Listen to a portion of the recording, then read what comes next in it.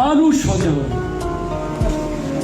ভালো মানুষ, টাকাওয়ালা মানুষ না, ক্ষমতার মানুষ না, অমায়িক মানুষ, নরম মানুষ, বিবেচনার মানুষ, সকল মানুষকে সম্মান করে এই ধরনের মানুষ, সত্য কথা বলে, অত্যাচার করে না, দরিদ্র মানুষকে অবহেলা করে না, ভিন্ন জাতি গোষ্ঠীতে বেশ কম করে না, ওই ধরনের মানুষ দুনিয়াতে হতে হবে, তারাই শ্রেষ্ঠ মানুষ।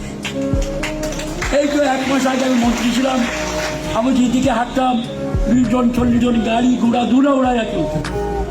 এখন মন্ত্রী নাই, সেটা নাই, বুঝেন তাহলে এইরকম উঁচু নিচু হয়, সমস্যা নাই আমার, কিন্তু সত্যবাদী হওয়া, ন্যায়পরায়ণ হওয়া, এইগুলো খুবই কঠিন ব্যাপার, লোভ সামলাতে হয়। ছোটবেলা লুকিয়ে লুকিয়ে রসগোল্লা খেতাম, 1 চামচ চিনি খেতাম, মা যখন দেখে না, বা গুড় খেতাম, লোভ ছিল না।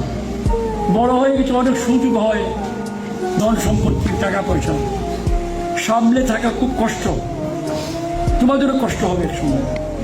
তবে যদি মন প্রসারিত করো, সবাইকে ভালোবাসো, সবাইকে সম্মান করো, তোমার পাশে যে তোমার সহপাঠী, তার বাড়ি কোথায়, তার বাবাকে, সে কোন ধর্মের, কোন এলাকার, এইগুলা বিচারের বিষয় নয়, সে তোমার সহপাঠী, ভাই বোন, তোমরা ছাত্ররা এক পরিবার, কোনো জাতপাত করবে না, জাতপাত ভালো নয়।